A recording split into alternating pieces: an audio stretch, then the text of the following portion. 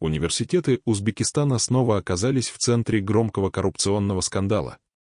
МВД страны официально сообщило о задержаниях сотрудников нескольких высших учебных заведений, уличенных в вымогательстве денежных средств от абитуриентов и студентов. Вместе с ними были задержаны посредники, действовавшие как связующие звенья между клиентами и коррумпированными преподавателями.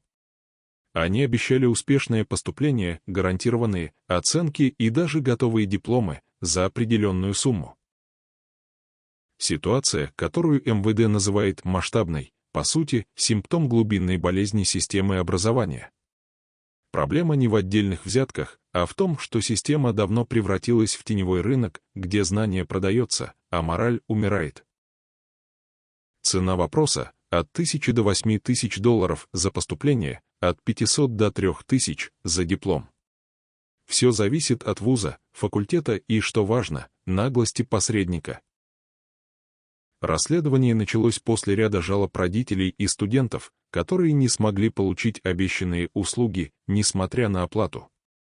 Это говорит не столько о пробуждении гражданского сознания, сколько о том, что даже в теневом рынке образования начали рушиться договоренности. По данным независимых наблюдателей, проблема охватила не только провинциальные вузы, но и крупные столичные университеты, в том числе с международными партнерствами. Официально названия не называются, но в соцсетях уже гуляют утечки о причастности преподавателей как минимум из 3 престижных учебных заведений Ташкента.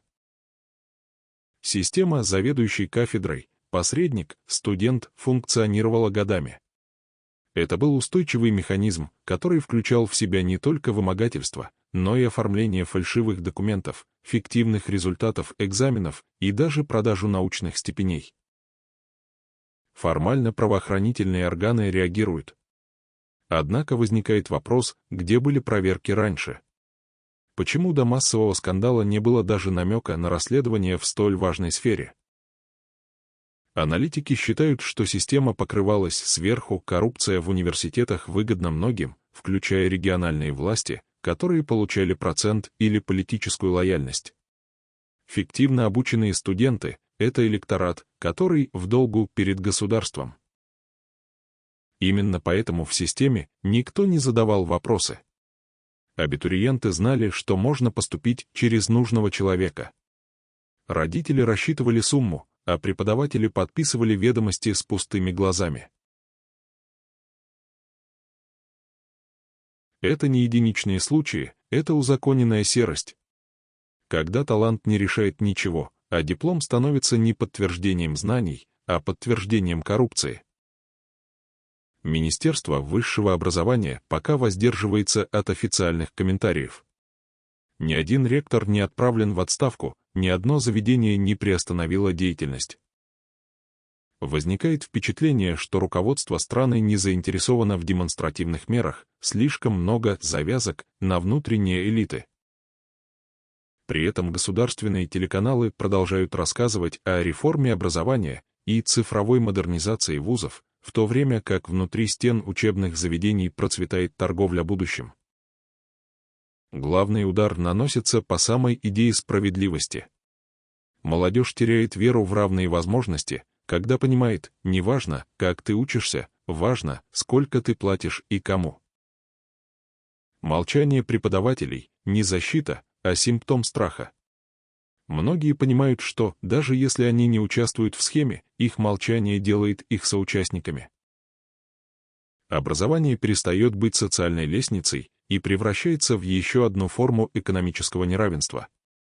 И именно поэтому борьба с коррупцией здесь — это не борьба с деньгами, а борьба за саму идею будущего. Когда коррупция становится привычной, она перестает восприниматься как преступление. Она превращается в правила игры.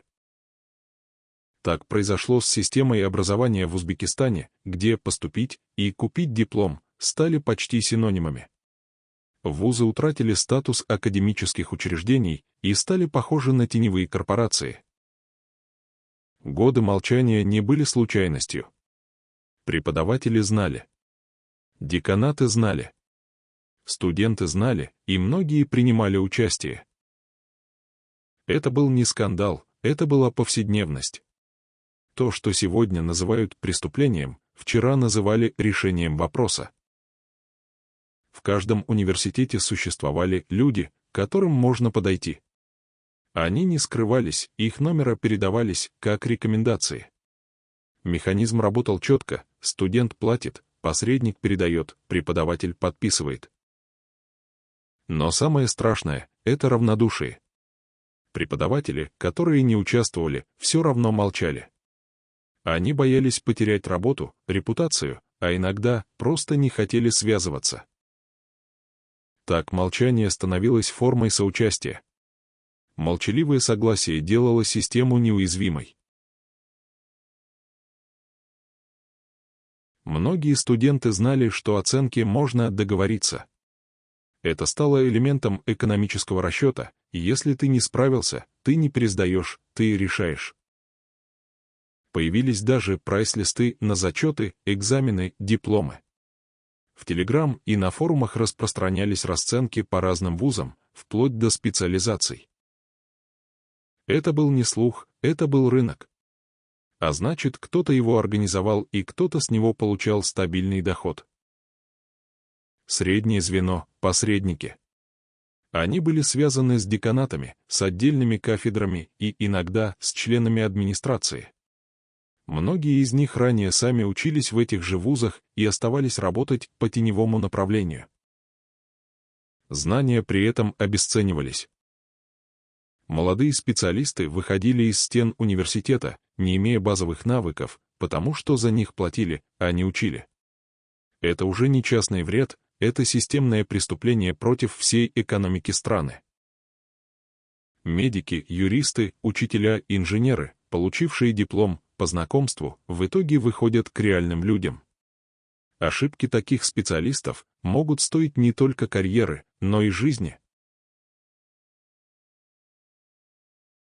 А теперь главный вопрос: где были надзорные органы?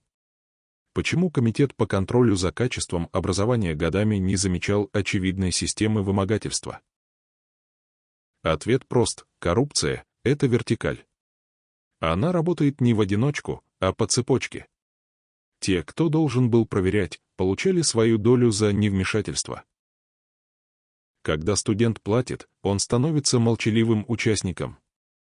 Когда преподаватель берет, он становится частью схемы. Когда государство молчит, оно становится соавтором. Таким образом, формируется не просто коррупция, а коррупционная культура. Она начинает воспроизводить сама себя. Поступление в университет становится экономическим проектом семьи. Родители заранее откладывают деньги на обучение не на книги, а на взятки. Система превращается в инвестиционную схему. Образование теряет свое назначение. Университет уже не дает знания, он предоставляет услугу по выживанию в бюрократии. И при этом власти делают вид, что реформируют систему. Устанавливают электронные ведомости, цифровые платформы, онлайн-зачеты, но все это обходит коррупция. Потому что она не в бумагах, а в людях. Молчание в системе образования — это не тишина. Это сигнал. Сигнал, что никто не хочет ничего менять. Потому что менять значит рисковать, терять, идти против потока. Теперь, когда МВД начало расследование, все делают вид, что впервые слышат. Но правда в том, что все знали, просто не хотели знать официально.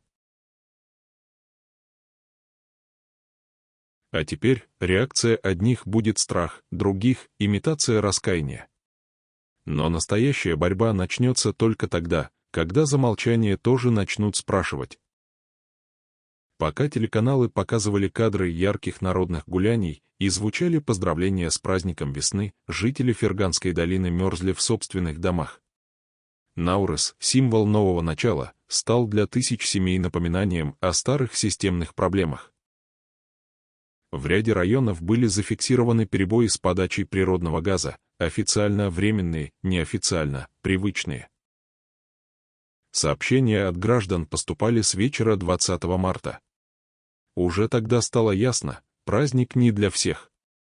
В некоторых селах температура в домах опустилась до критических значений, особенно ночью.